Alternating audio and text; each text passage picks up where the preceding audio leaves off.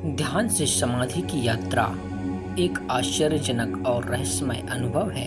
ध्यान और समाधि योग और आध्यात्मिक जीवन की सबसे गहन अवस्थाएं हैं। यह आत्मा की उस यात्रा का हिस्सा है जहां साधक अपनी सीमित चेतना से उठकर अनंत चेतना से एकाकार हो जाता है।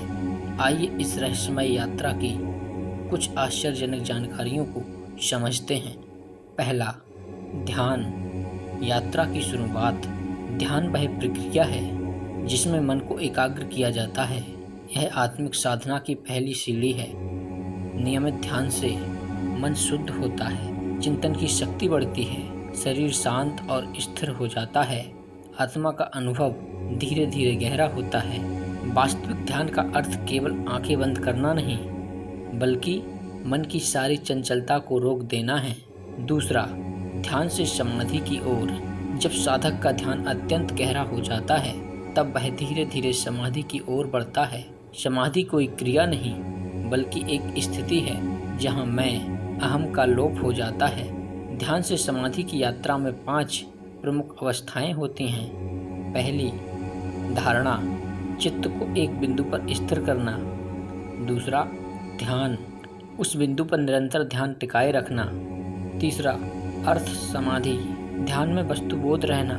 चौथा, निर्विकल्प समाधि, ध्यान का इतना गहन रूप कि वस्तु, साधक और साधना सब विलीन हो जाएं। पांचवा, सहज समाधि, यह स्थिति तो जीवित रहते ही मुक्त बना देती है। तीसरा, समाधि की आश्चर्यजनक विशेषताएं। समय और स्थान का बोध मिट जाता है, शरीर की संवेदनाएं समाप्त हो जाती हैं, श्वास मंद होती है या रुक भी सकती है, विचार शून्यता की स्थिति आती है, आत्मा परमात्मा से एक रूप हो जाती है।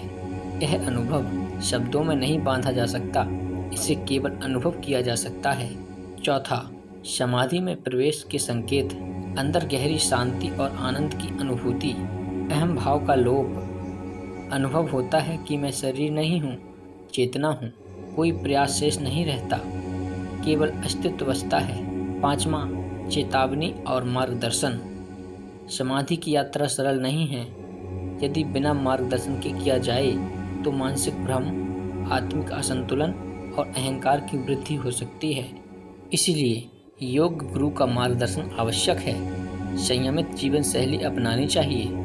भोजन, नींद, आचरण सभी का संतुलन आवश्यक है। इस सारे वृत्तांत का एक ही निष्कर्ष है, ध्यान से समाधि की यह यात्रा कोई कल्पना नहीं, बल्कि मानव जीवन का परम लक्ष्य है। यह उस रहस्य की कुंजी है जिससे मनुष्य मैं कौन हूँ के उत्तर तक पहुँचता है।